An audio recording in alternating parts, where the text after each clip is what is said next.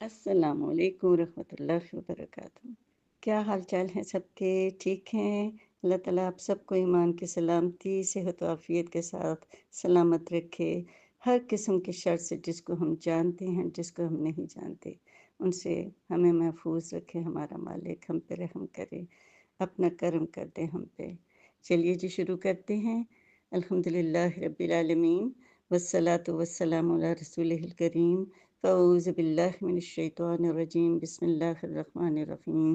رب اشرح لی صدری ویسر لی امری واحلل عقدۃ من لسانی یفقہوا قولی۔ اللہم الہمنا رشدا واعذنا من شرور انفسنا۔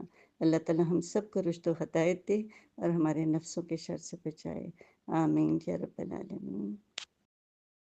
ہاں جی، تو ابو طالب کے جو اولاد کے بال بچوں کی کثرت تھی، دولت کی قلت تھی، بڑی مصیبتوں سے گزارا کرتے تھے، تو عباس جو چچا ہیں نبی صلی اللہ علیہ وسلم کے، انہوں نے کہا کہ ہم دونوں چچا کے 2 لڑکوں کو اپنی پرورش میں لے لیتے ہیں، اس سے ان کی کچھ پریشانیوں میں کمی ہو جائے گی۔ خیر، انہوں نے ابو طالب کے پاس گئے اور ان کے سامنے اپنی بات رکھی۔ ابو طالب نے کہا جن کو چاہے لے لو۔ اس طرح عباس رضی اللہ عنہ نے جعفر رضی اللہ عنہ کو لے لیا، اور آپ صلی اللہ علیہ وسلم نے علی رضی اللہ عنہ کو لے لیا، اور اس وقت سے آپ صلی اللہ علیہ وسلم حضرت علی رضی اللہ عنہ کے شفیق باپ بن گئے، اور حضرت علی بھی آپ کے چہیتے بیٹے بن گئے۔ لین جی، پیارے نبی کی 40ویں سالگرہ آ گئی۔ اللہم صلی علی محمد وعلی آل محمد کما صلیت علی ابراہیم وعلی آل ابراہیم انک حمید مجید۔ اللہم بارک علی محمد وعلی آل محمد کما بارکت علی ابراہیم وعلی آل ابراہیم انک حمید مجید۔ جب کبھی نبی صلی اللہ علیہ وسلم پہ پیار آئے نا، تو درود شریف پڑھ لینا چاہیے۔ اور درود شریف پتہ، درود شریف کے اندر ایک پورا نظام ہے۔ آپ اسے نظام محبت اور نظام رحمت بھی کہہ سکتے ہیں، کیونکہ درود شریف پڑھتے ہی یہ نظام حرکت میں آ جاتا ہے۔ کیسے کہ جیسے درود شریف پڑھنے والے نے اللہ تعالیٰ سے محبت کا ثبوت دیا، کہ اس کے پڑھنے کا حکم میرے اللہ تعالیٰ نے قرآن مجید میں دیا ہے۔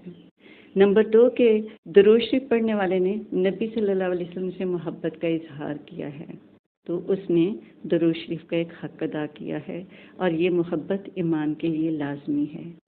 نمبر 3 پھر کہ ہمیں نبی صلی اللہ علیہ وسلم کی ظاہری صحبت تو حاصل نہیں ہوئی، لیکن درود شریف پڑھنے سے اظہار تو ہوا نا، اور پھر درود شریف پڑھنے سے ملائکہ حرکت میں آئے، محبت سے لیا، نبی صلی اللہ علیہ وسلم تک پہنچایا، اللہ کی خاص توجہ اور رحمت کا نزول ہوا، 10 درجات بلند ہوئے، 10 گناہوں کی معافی ہوئی، اور نہ جانے کیا کیا انعام ہے نا۔ تو زمین سے عرش تک ایک نظام محبت متحرک ہو گیا۔ اللہم صلی وسلم علی نبینا محمد۔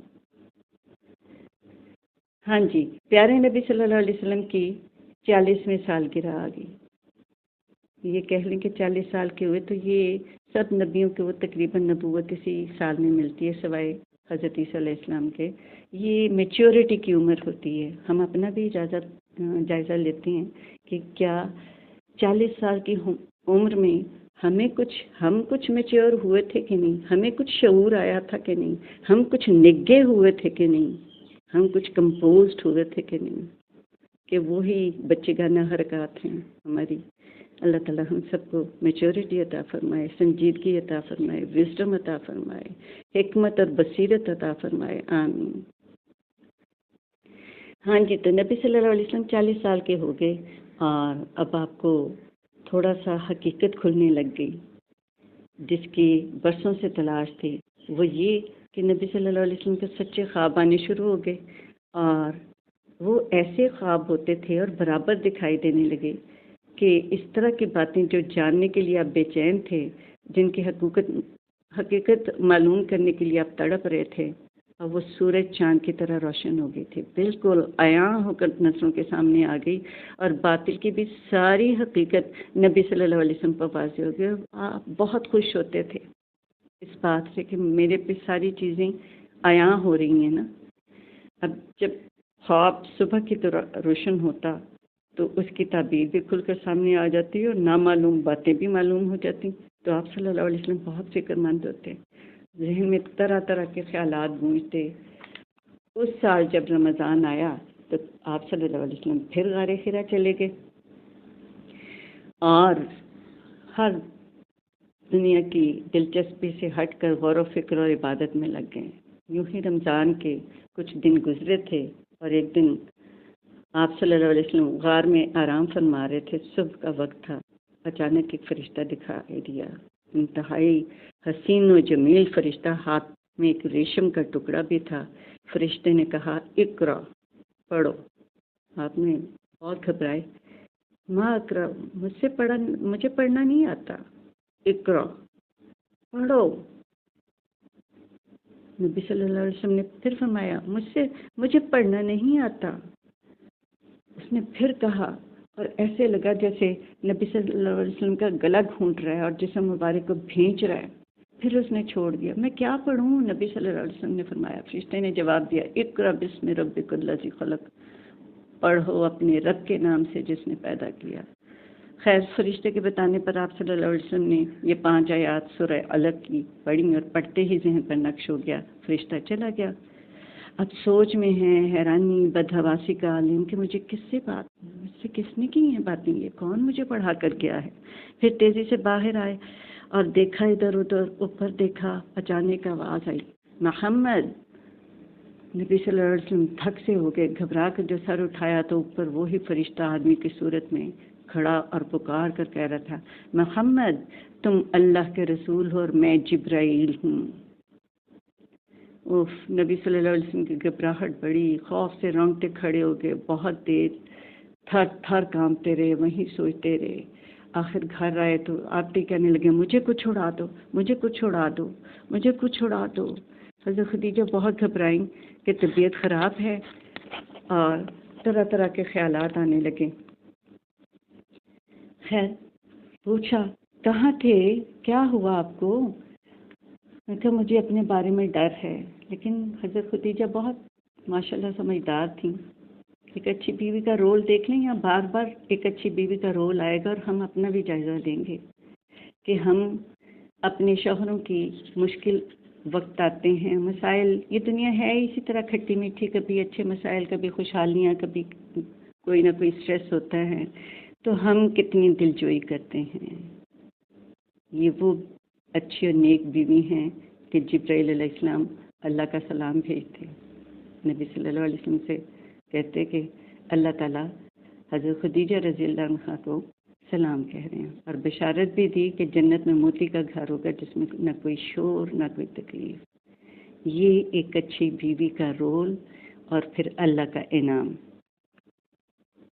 بہرحال نبی صلی اللہ علیہ وسلم نے ساری بات بتائی تو کہنے لگیں کہ میرے چچا کے بیٹے آپ خوش ہو جائیے، جو آپ کر رہے ہیں کرتے رہیے، اس ذات کی قسم جس کے ہاتھ میں خدیجہ کی جان ہے، آپ اس امت کے نبی ہوں گے، آپ تو سچ بولتے ہیں، صلہ رحمی کرتے ہیں، امانتیں ادا کرتے ہیں، مجبوروں اور بے کسوں کا سہارا بنتے ہیں، مہمانوں کی خاطر تواضع کرتے ہیں، حق کے کاموں میں مدد کرتے ہیں، بھلا اللہ تعالیٰ آپ کو کیسے ضائع کر سکتا ہے؟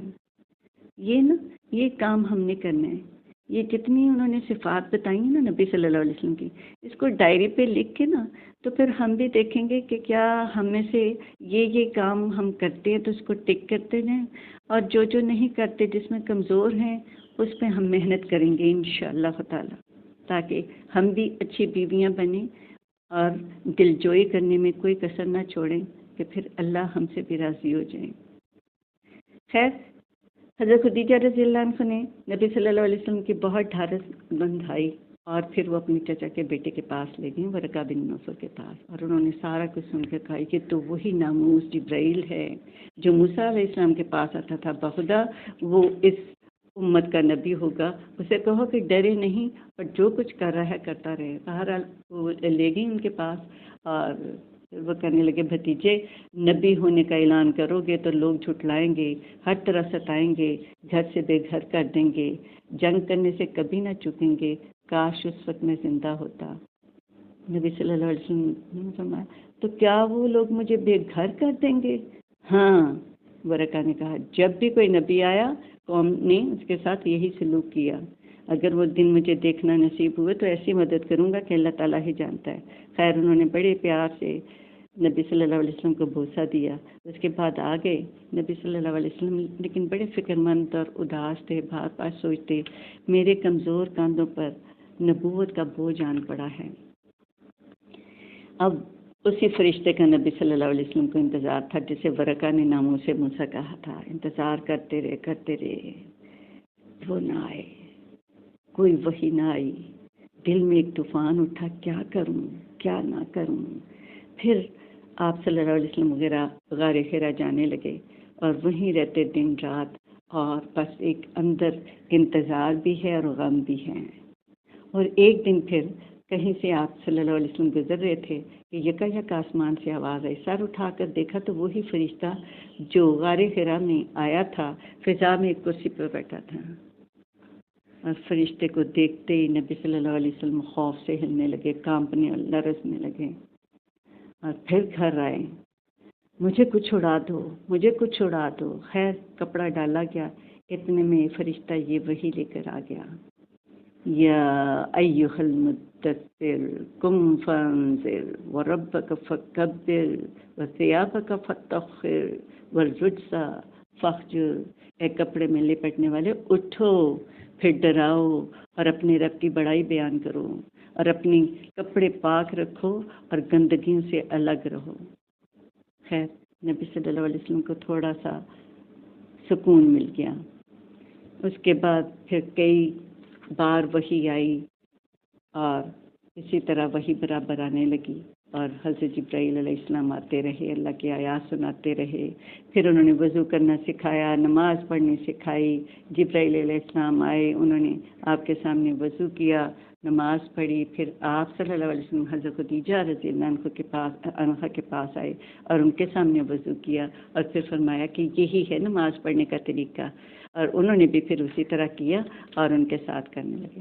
اب حضرت علی چونکہ نبی صلی اللہ علیہ وسلم کے زیر پرورش تھے، وہ بھی بڑے تعجب سے دیکھتے تھے کہ یہ اب کیا کر رہے ہیں، پہلے تو ایسے نہیں کرتے تھے، اب یہ کیا رکوع کرتے ہیں، سجدہ کرتے ہیں، اور اتنی پیاری پیاری آیتیں تو میں نے آج تک نہیں سنی تھی ان سے. سوچ میں پڑ گئے، اور پھر انہوں نے پوچھا کہ یہ کیسے رکوع اور سجدے کیسے ہیں.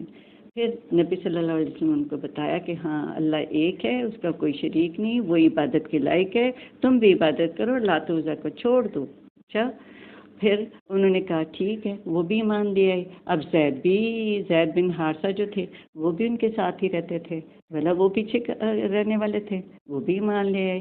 یعنی اس طرح سب سے پہلے حضرت خدیجہ، پھر حضرت علی، پھر حضرت زید، یہ مسلمان ہو گئے. اس کے بعد ابو بکر رضی اللہ عنہ کو ایمان لائے. یہ بڑے ہی ایک تو گہرے دوست تھے، پھر یہ کہ بہت رحم دل تھے، نرم مزاج تھے، ساری قوم ان کی عزت کرتی تھی، چھوٹے بڑے سب ان کے احترام کرتے تھے، اور دولت بھی بہت تھی اور دل بھی بہت تھا. دولت کے ساتھ دل ہونا بہت ضروری ہے، کیونکہ دولت ہو اور دل بخیل ہو تو پھر اس دولت کا فائدہ نہیں.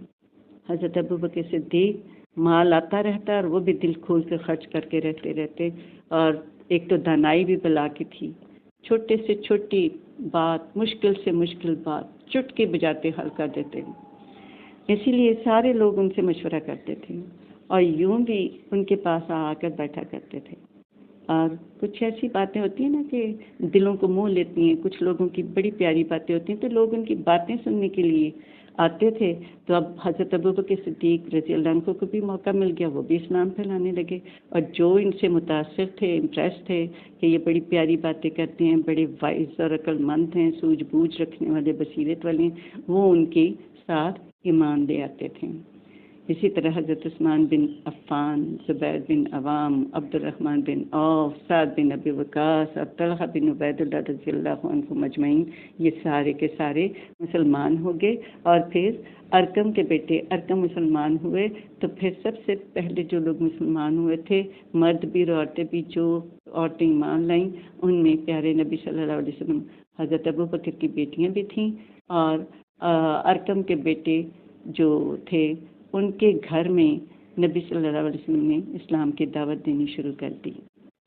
اس دعا کے ساتھ کہ یا رب العالمین ہمیں نبی صلی اللہ علیہ وسلم کی سنتوں کے طریقے پر زندہ رکھنا، اور ہمیں صحابہ کرام رضی اللہ عنہم اجمعین کے طریقے پر موت دینا، اور قیامت کے روز اللہ تعالیٰ نبی صلی اللہ علیہ وسلم کی شفاعت اور صحابہ کرام رضی اللہ عنہم کے گروہ سے اٹھانا۔